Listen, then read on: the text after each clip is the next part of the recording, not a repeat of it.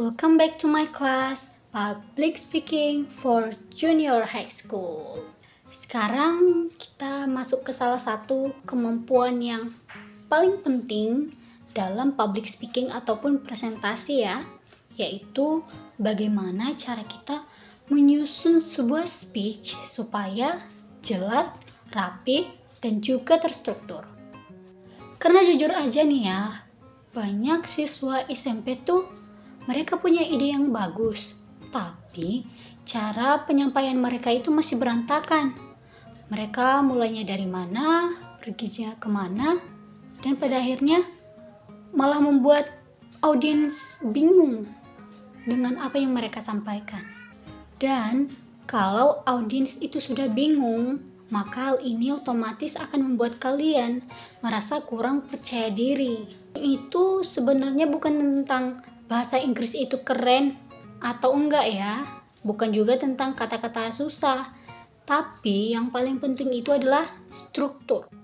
Even simple English will looks great kalau kita sampaikan secara terstruktur.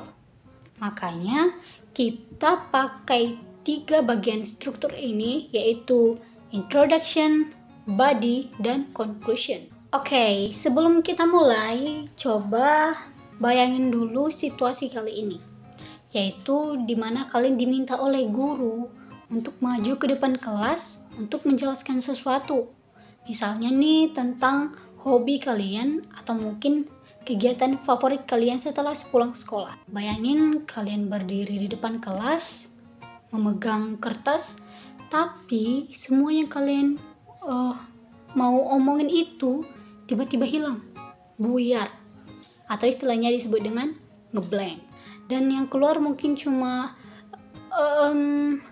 jadi aku suka ya pokoknya suka aja.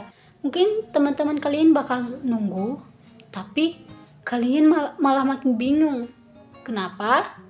Ya, kalian tidak punya struktur. Ketiga bagian ini sudah cukup ya buat membuat kalian lebih kelihatan profesional dan juga lebih percaya diri. Sekarang kita bahas satu-satu ya. Pertama, bagian introduction atau pembukaan. Pertama, ini adalah bagian yang akan membuat audiens itu tertarik dan mau mendengarkan kalian. Tapi jangan bayangin kalau introduction itu yang ribet ya. Dan kalian tidak perlu menggunakan kalimat yang super panjang. Mungkin kalian cukup pakai 3 hal ini. Yang pertama, yaitu lakukan sapaan singkat seperti Hi everyone, good morning everybody, good afternoon everyone. Dan yang kedua, setelah kalian menyebutkan sapaan tadi, kalian berikutnya sebutkan topik kalian. Misalnya nih, today I want to talk about bla bla bla bla.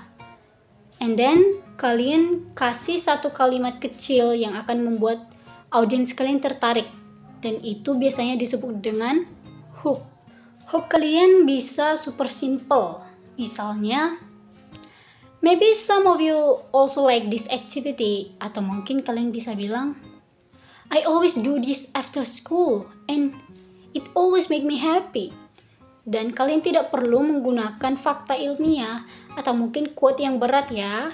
Yang penting itu adalah audiens kalian bisa langsung merasa, wow, aku pengen dengar ini nih. Setelah pembukaan, kita masuk ke bagian yang kedua, yaitu body atau isi speech.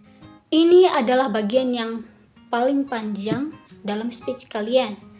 Dan biasanya pada bagian ini adalah menentukan speech kalian itu jelas atau malah membuat orang lain bingung. Tapi tenang ya, kita tidak perlu body yang panjang banget. Tuh, cukup 3 poin kecil aja.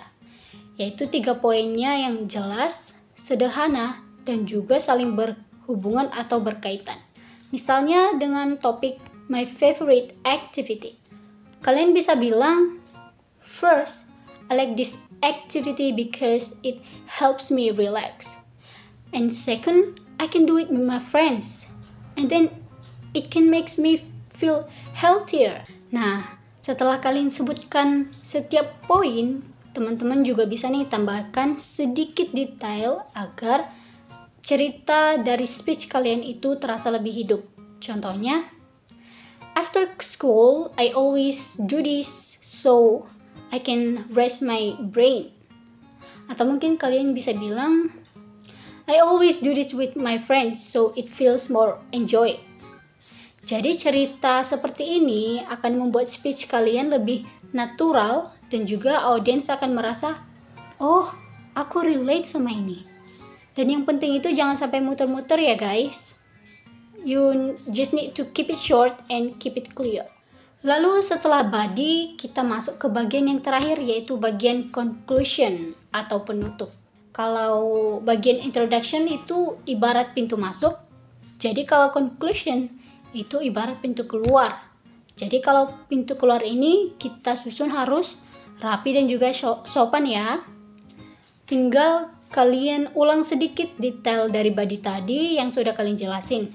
Misalnya, so that's why this is my favorite activity. Atau mungkin, that's all from me. Thank you for listening. Kalian cukup mengatakannya dengan simple, clean, dan menunjukkan bahwa speech kalian selesai dengan baik. Nah, mungkin sekarang kalian bisa aja kan mikir, Miss, kenapa sih harus 3 bagian? Kenapa nggak langsung cerita aja? Jadi jawabannya tuh, karena struktur itu akan membuat ide kalian terlihat lebih teratur. Dan audiens akan lebih mudah mengikuti speech kalian. Dan kalian juga nggak bakal bingung mau ngomong apa berikutnya. Ibaratnya nih ya, speech itu, struktur dari speech kalian itu seperti map. Kalau kalian punya map, kalian bisa tahu kan arah jalannya kemana. Dan kalau kalian nggak punya, mungkin kalian akan tersesat.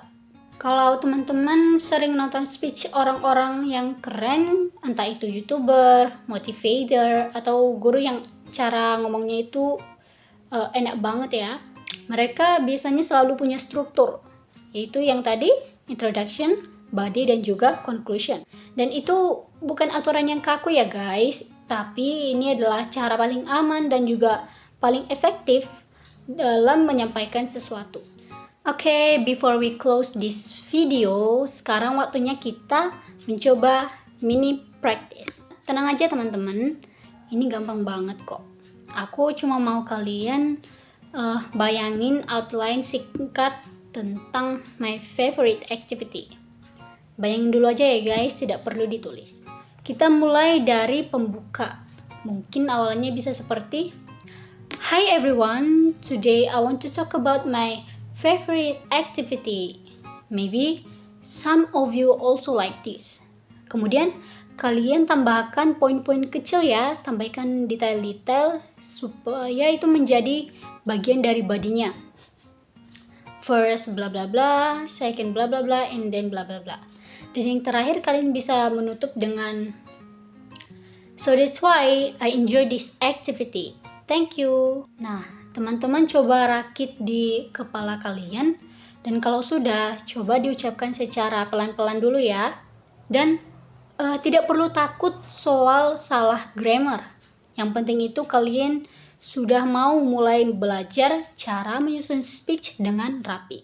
Sekarang aku mau teman-teman coba bayangin contoh lagi ya. Ada 2 siswa yang maju ke depan kelas. Yang pertama ngomongnya itu tanpa struktur. Dia mulai dengan cerita random, lalu ganti ke cerita yang lain, lalu bilang, lupa, tadi aku mau bilang ini. Terus dia mundur lagi. Dan orang yang kedua itu ngomongnya santai aja, tapi jelas banget. Ada pembukanya, ada poin-poinnya, dan kemudian ada penutupnya. Biasanya teman-teman pasti langsung fokus ke orang yang kedua kan?